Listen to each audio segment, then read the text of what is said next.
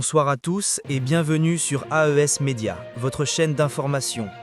Aujourd'hui, nous revenons sur un drame survenu en Côte d'Ivoire, dans un contexte politique déjà très tendu, à l'approche de l'élection présidentielle. Un jeune homme de 22 ans a été tué par balle lors d'une manifestation contre un éventuel 4e mandat du président Alassane Ouattara.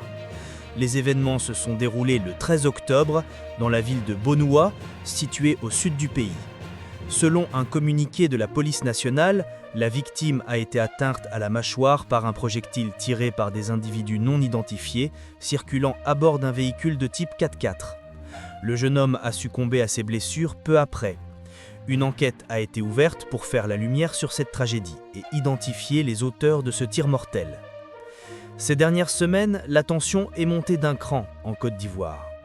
Les 13 et 14 octobre, plusieurs localités du pays ont été le théâtre de manifestations, de blocages de routes et de perturbations dans les écoles.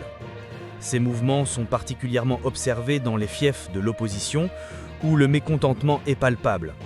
La raison principale, le rejet par le Conseil constitutionnel des candidatures de Laurent Gbagbo et Tidjane Thiam, figure majeure de l'opposition ivoirienne. Ce rejet a provoqué une onde de choc politique et une vague de protestations à travers le pays. Face à cette situation, le Front commun de l'opposition, regroupant le Parti démocratique de Côte d'Ivoire et le Parti des peuples africains Côte d'Ivoire, a lancé un appel à la mobilisation générale. Les deux formations politiques demandent à leurs militants et sympathisants de manifester tous les jours pour dénoncer ce qu'ils considèrent comme une dérive autoritaire du pouvoir. Cependant, les autorités ont interdit toute manifestation contestant les décisions du Conseil constitutionnel, accentuant ainsi la crispation politique dans le pays.